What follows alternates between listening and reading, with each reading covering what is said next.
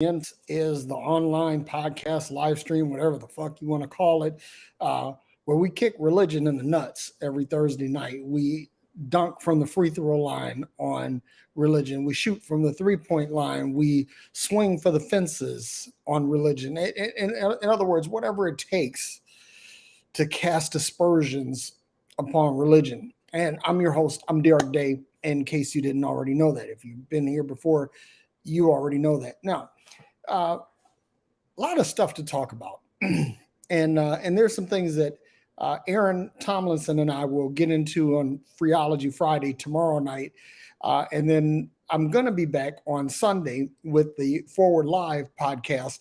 I kind of I've just been lazy on the weekends. The last couple of weekends, I haven't had to work.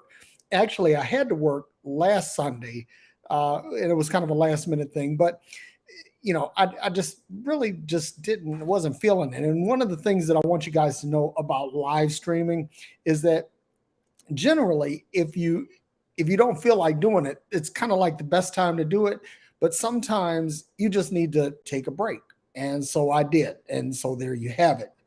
But anyway, I'm so excited about tonight's talk because I want to draw a parallel between preaching and pimping. That's right. I want to draw a parallel between prostitution and religion because both of them, all they want to do is make a hoe out of you. Now, ladies, don't get offended because when I say hoe, I'm not talking about women because I'm talking men too.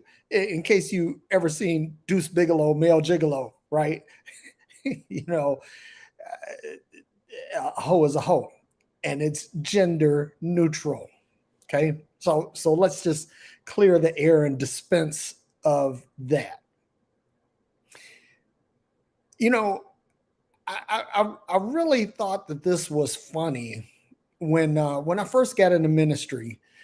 I saw that there was a certain psychology to it because the thing is you want to get people drawn in to what it is that you're saying. You want to get them drawn in to what it is that you're doing, but you never want to enable them or empower them to the point where they'll leave you.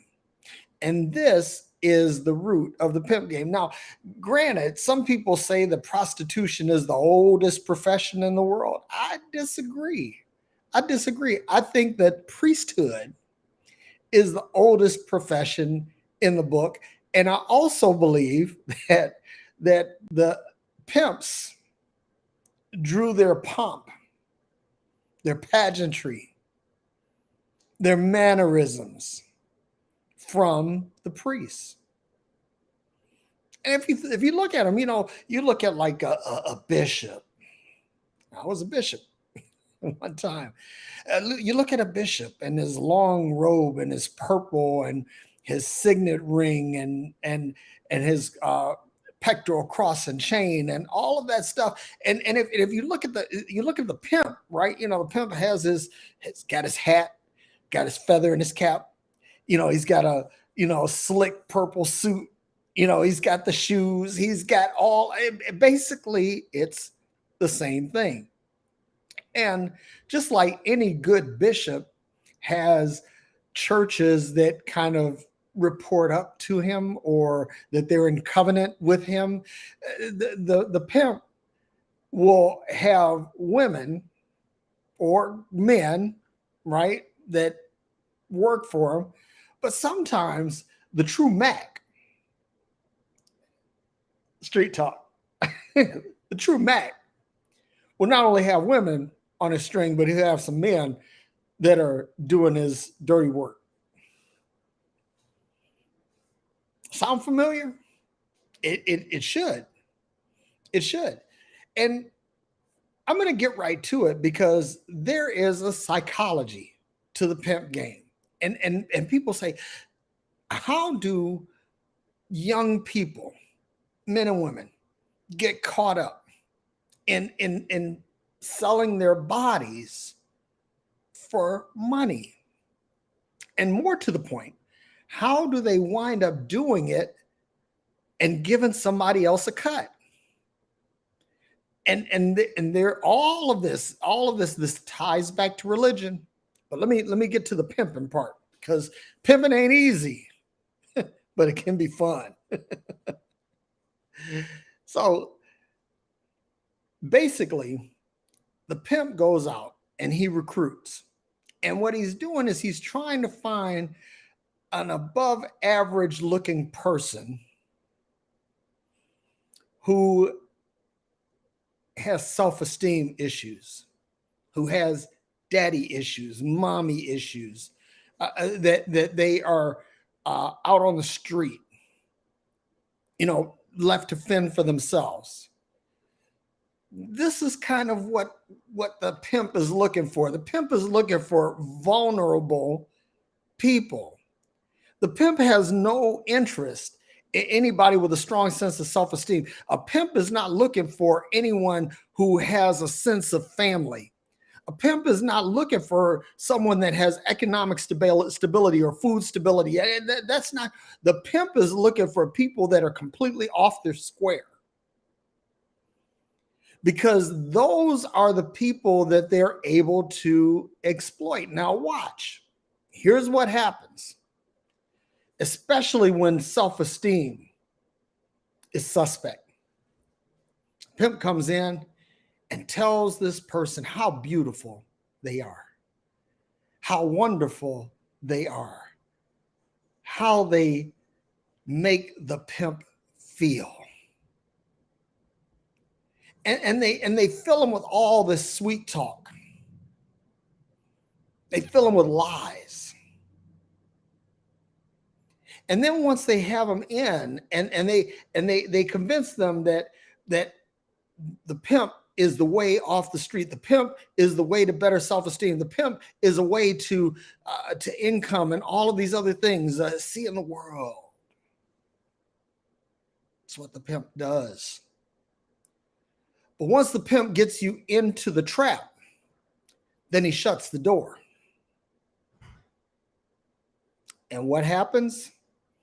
Now the abuse begins.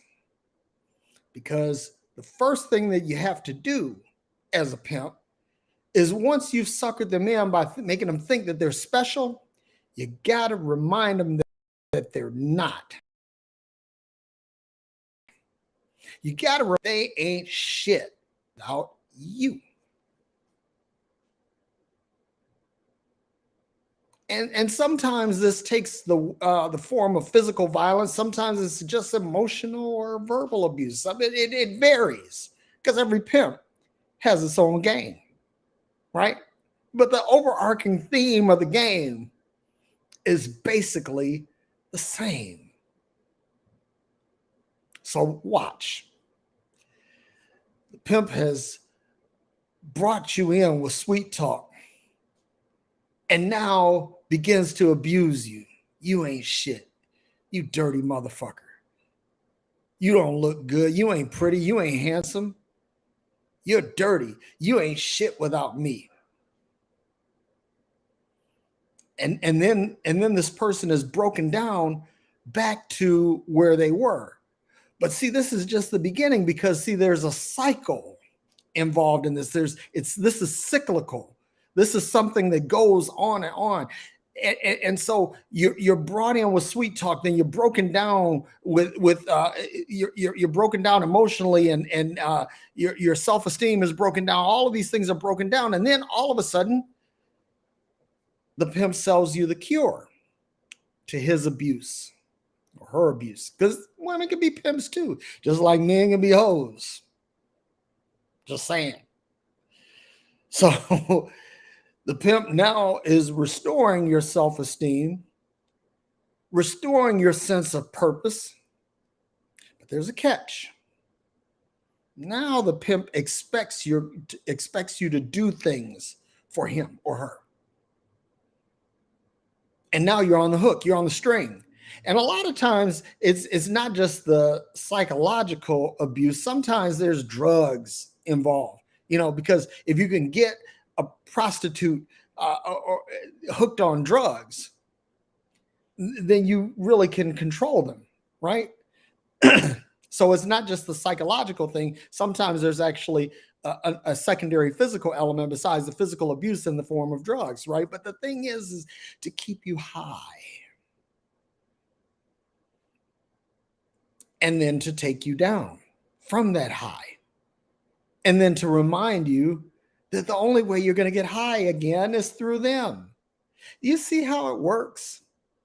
This is really deep shit, y'all. And I'm going to tell you something. This happens every fucking Sunday. Every Sunday. And the thing is that the difference between the preacher and the pimp is that the preacher convinces you that there's some good component to what you're engaged in, that you're doing something for God. It's bigger than just the man to God or the woman to God. It goes deeper because now you're working for the creator of all things. You're doing things. Whatever you do it as if you're doing it for God. And you should be happy to do it because he gave you life. You wouldn't wake up in the morning if it weren't for God. And you know what? You get suckered in. I'm going to tell you something. You know, I've seen a lot of young preachers get turned out. Yeah, turned out like hoes.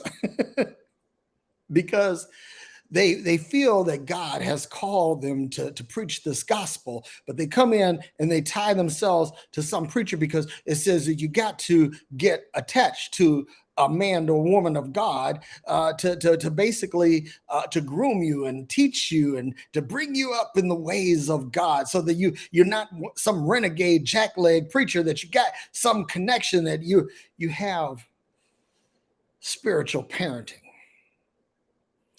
And so what happens?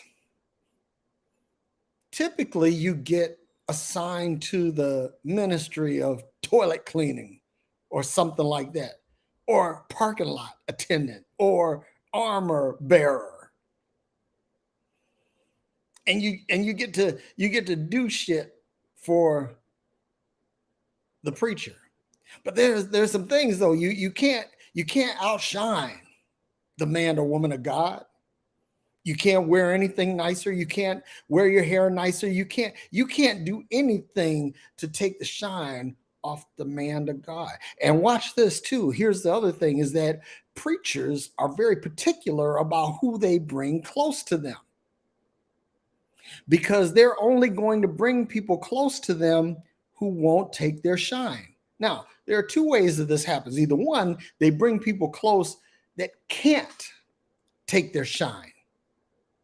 In other words, they don't look better, they don't dress better, they don't speak better, they can't preach better, whatever. They know it.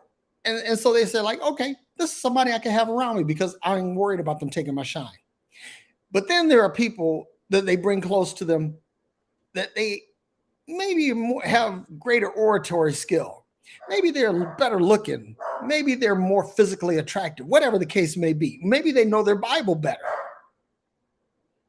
But they bring them in and they control them. They manipulate them in such a way that the person, that even though they have the ability to outshine the master, they don't. And watch this. While we're here, if you've never read the book, The 48 Laws of Power, I urge you to read it. Because especially if you're a Christian and you're spending time in church and you really think that this is right, the right thing, you know, that this is really good for you, you need to read the 48 Laws of Power. You know, you need to go back and read some Donald Goins books. You need to really get engaged in some shit that's outside of the sphere of church, because if all you're doing is you're reading the Bible, or you're reading the pastor's books, or you're reading books that the pastor recommends, you understand that that's how they keep you. You know, I once knew a pimp that he had a habit of taking his straight razor and cutting the cheeks of the women that he had in his stable. Cut their cheeks with a straight razor. Why? Because he's marking them. He's identifying them as his property. And watch, I saw this recently. It was some pastor in Ohio, I think it was, that he got mad because his sister planted a church right down the street from him. And this man, in a live stream message, called his blood sister a Jezebel, a witch, because and watch what he said. You're not going to come in here and steal my people.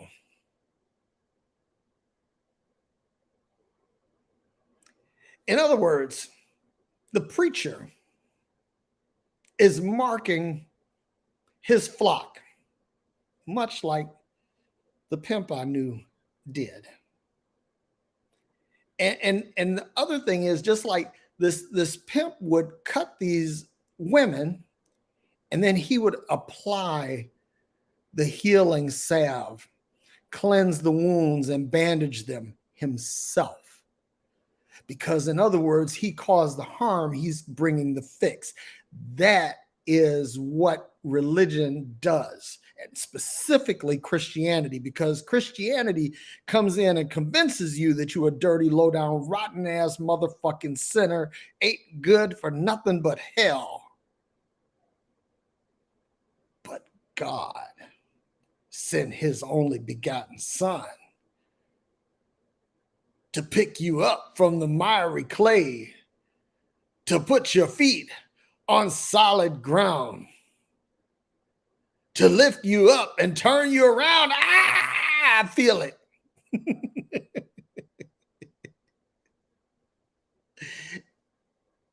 It's the pimp game. And just like how in the early days of the church, the bishops, the cardinals, all of this hierarchy, the patriarchy of the church, that basically they lived sumptuously. And not only living sumptuously, but they lived sumptuously in the midst of poverty. They had the best house, the best clothes, the best food. They were able to gratify all of their sexual peccadillos. And they did it right in front of the people who needed help the most. Sound familiar? Because here's the deal. The pimp rolls around through the hood in his Benz or his BMW, his Bentley or his Rolls. See, they graduated from Cadillacs to Lincolns. They are some brand new shit in the hood. And what happens? The preacher is the same thing. He's driving his macked out ride. He shows up at the church. Somebody comes out, meets him at the curb, walks him in. Security. You know, it's like a lot of preachers have security like they think they're heads of state. And if you ask them, that's exactly what they'll tell you. They'll say, I'm an ambassador of the kingdom of God. So I need this security because they're devils out to get me. Y'all listen. Diamond in the back, sun rooftop, digging the scene with the gangster lean. Ooh. That's what it is. And here's the sad part, is that if you don't know how the game is played, you'll get taken in by the game. Why? Because the game is older than you. The game is more sophisticated than you. And I'm going to tell you something. The pimp game shows up in a lot of different places. Like I was in the Navy for 7 years. And I had this idea, this inkling that somehow I was going to be bigger and badder than the Navy. And I'm going to tell you something, my division officer, I owe him a debt of gratitude because he literally helped change my life. Because this is what he told me. He said, Derrick, he said, you're from the streets. I said, you're from the streets. He said, I'm sure you know how the pimp game works. And I'm not kidding. This is a late 30s, early 40s white guy. And he is a fourth generation. He wound up being a fourth generation admiral. Or fifth generation, I think. Anyway, but the long and short of it is he said, you know how the pimp game works, right? And I said, yes, sir. And he said, well, the Navy is the biggest pimp that you're going to run into. Now, I learned that that's not actually the case. Church and Christianity is, but I digress. I was listening.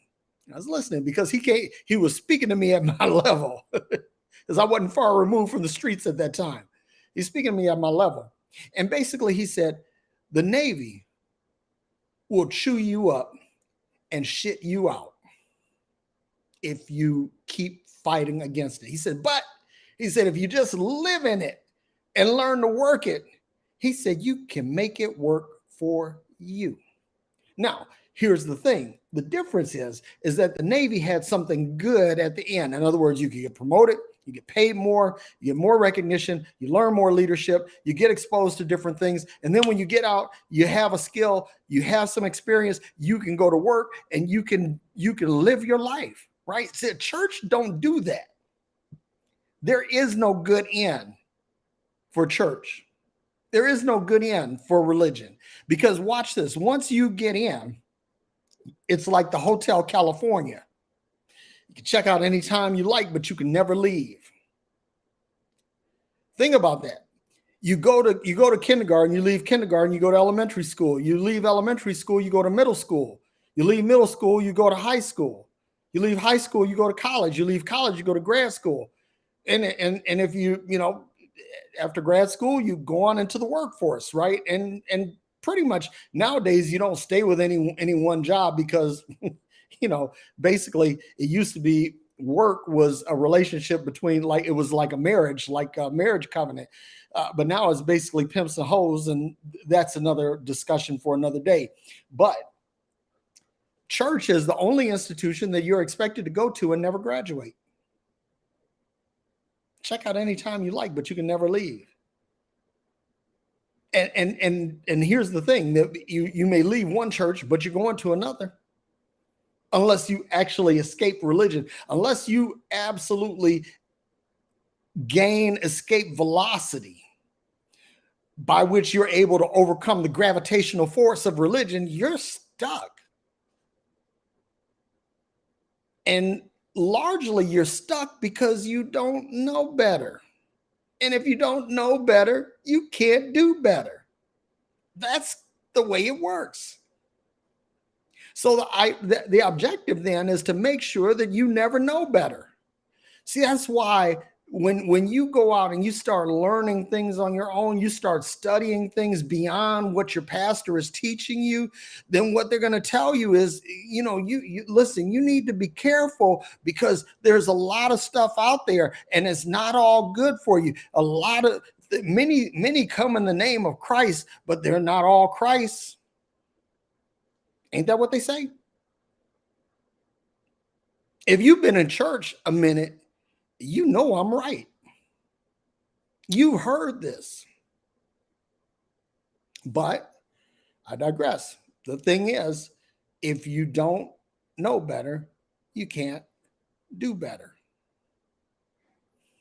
And the idea is to get you in to do the bidding of God, which literally translates into doing the bidding of the man or woman of God. And it's so funny, right? Because like I remember one time I started going to this church and somebody used an appeal to my intellect because they were like, man, our pastor, he breaks it down in the Greek and Hebrew. I'm like, oh, Really? And I'm like, when people talk about original languages, my ears perk up. That was something that was appealing to me as a pastor, as ecumenical leader, is understanding uh, the um, the linguistics behind things, the culture behind things, the geography behind things, the history, and all this other stuff. And so that appealed to me. And when I got there, I heard this man, and he's, breaking down what koine and agape, and he's breaking down all of these Greek terms, and and the ruach, uh, shalom of Hebrew, and all of these other things. And so I was like, fuck yeah, this is. Well, I didn't say it like that then, because I went through a crazy period where I didn't cuss at all. But anyway, I'm like, yeah, yeah, this appeals to my cerebral self, appeals to my thinking self. And I'm like, this isn't just the old hooping and hollering shit that I had, heard all my life. This is something intellectually stimulating. And that's how they get you. And there's always something. There's, how do they get you? Children's church. A place where you can drop your kids off. You can come in here and just kind of be free from your kids for a minute. Now, if you have a weird relationship with your kids like that, then I guess if that floats your boat. Me myself, I've always liked my kids. I love my sons, but I like them. They are good people, and I like being around them, and they like being around me, and that's really cool.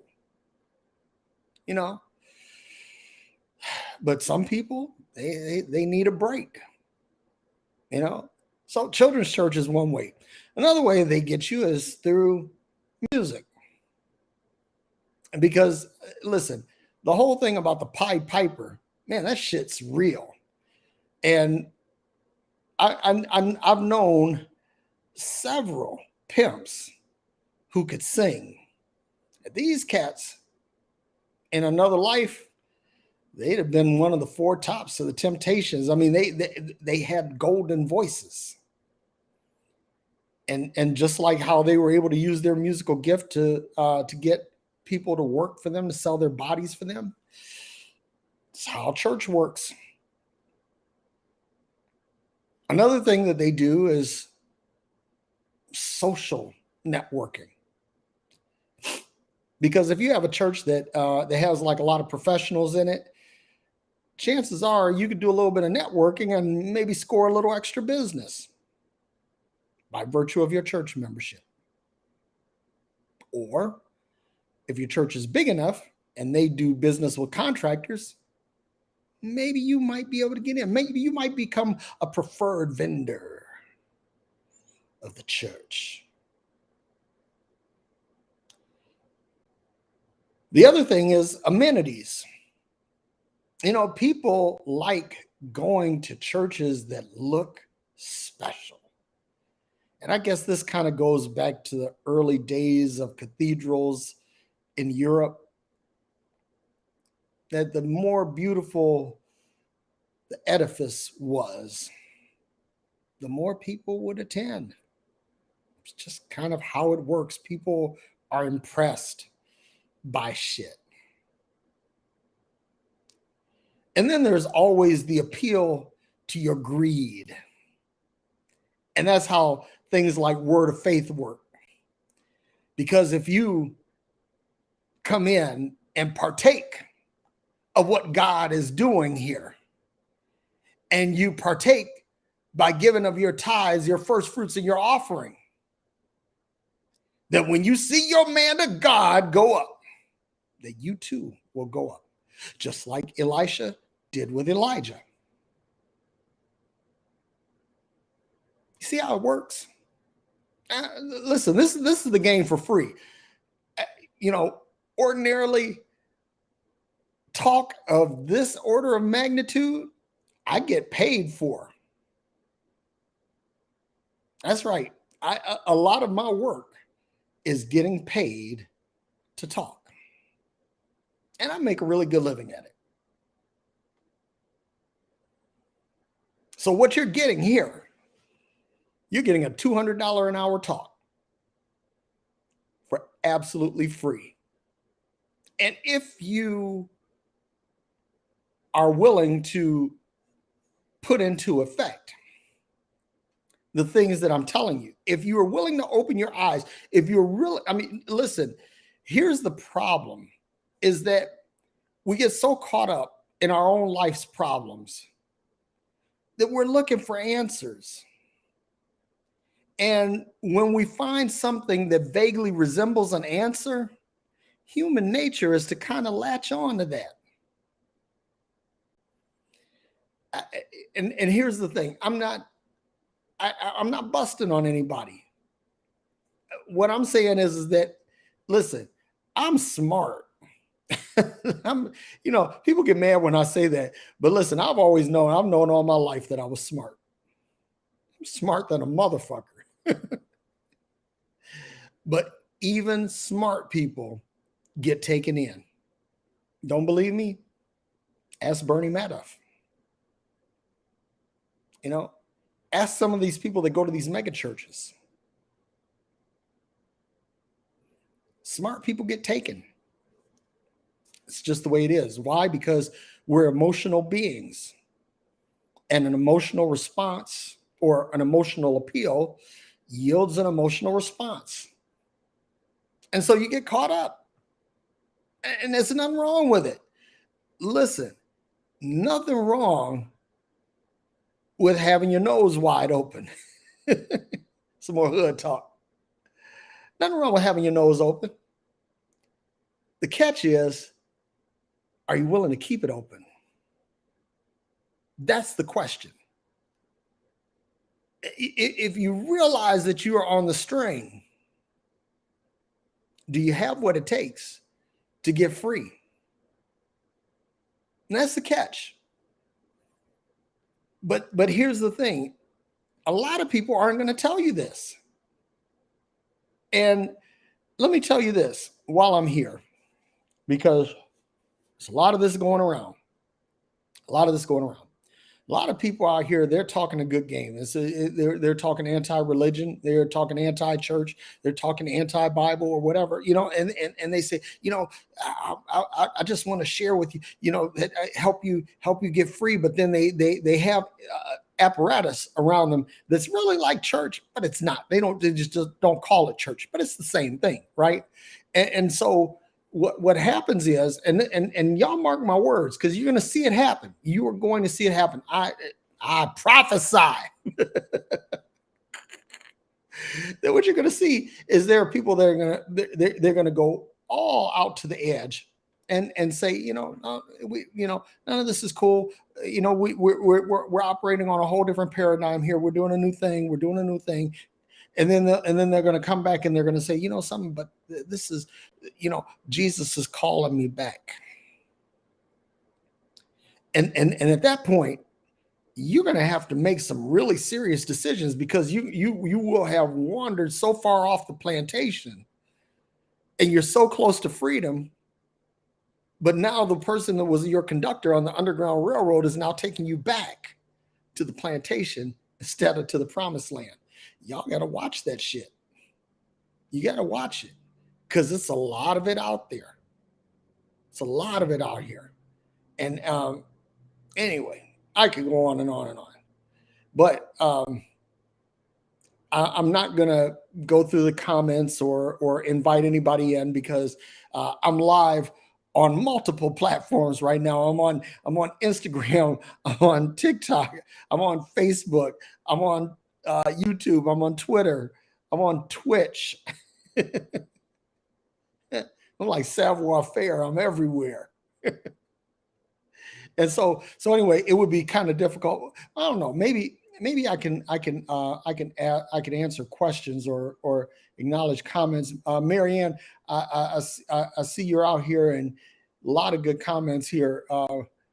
Yeah, they only wanted us to read the books they recommend. Yeah, that's pretty much it. Native Atheist says, "What's up, folks?" Clarence Jones says, Dee is on point. Tara Hendricks, thank you for joining. Let's see who is on Instagram. Let's see who's out here. There's a lot of people out here. My man Kyle Butler out here. He's in the house. He's saying very easy lines to draw. You got that right, dude. You got that right. Let's see who else here. Mike Whaley 82 says, you're exactly right. Why is there a ministry or school you have to go to be a preacher? The world is waking up, my brother. Religion, the idea of God is all control and BS. You're goddamn right it is. I'm sending some waves to people out here. Y'all bear with me because I'm TikTokers. I'm coming there. I'm coming. Y'all just hang tight. My sister Peachy Keen is out there, but I suspect that Peachy probably tuned out after a minute. Love my sister. Let's see. Pragmatic One says, yep, 48 Laws of Power, one of the best books ever. Don't outshine the master. It's one of the laws. You outshine the master, you're headed for trouble. Ingy Things, that's who said, he said diamond in the back, or she, I can't really see whether it's a male or female, but they said diamond in the back, which that's where when I called that out. So thank you for that. Yuhan Mustafa says, Lord Jesus bless you. There is no Lord Jesus. Lord Jesus doesn't exist, never did. And I'm going to get to that. I touched on it, but I'm gonna start bringing some people on that have done some scholarship, have done some writing, and I'm gonna let them tell you, Yeah, Pragmatic One says the church is money business. You got that right. It's all about dollar bill, y'all. So let's see who's on.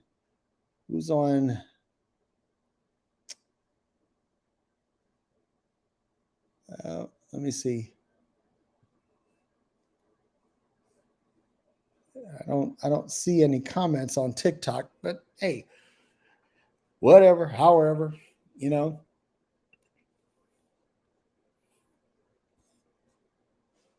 So Native Atheist says, get your message out, Derrick. I'm doing my best. And it's not my message. Listen, here, let me tell y'all something, right? I'm not making a dime from anything that I do. Now, ultimately, I like to do TED Talks and and do speaking and things like that. But I don't want to just do that to be doing it. I want to write books. I want to teach classes. I want to do things that help people. But what I'm doing here on live stream, whether I make a dime from this or not, because see, I'm good. I'm not going to say that I'm financially set, but I'm financially good. So I'm not doing this for money. What I am doing this for is because I understand what it is to be trapped. And once I understood what freedom looked like and I was able to get free, the first thing I wanted to do was to share with people this freedom. Because the same thing when I was in ministry, when I thought, taste and see that the Lord is good, and I had tasted and saw that what I thought was good, I wanted to share with it. Because listen, if y'all know anybody that knows me knows that at my core, I'm all about helping people.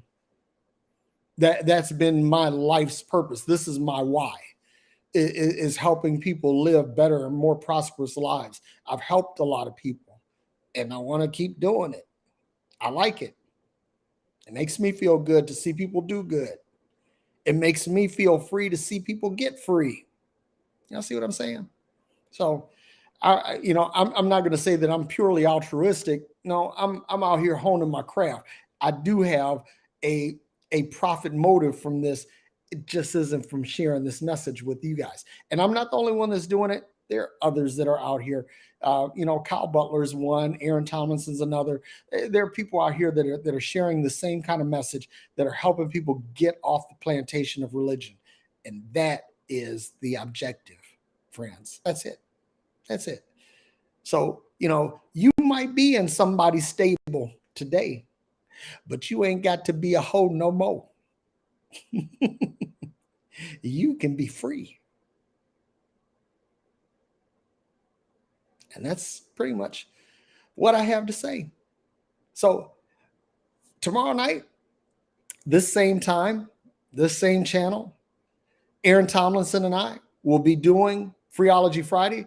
For you people on Instagram and on TikTok, you're going to have to come over to Facebook and check that out, because I really haven't figured out how to do, restream with these other venues where we could do two of us at the same time.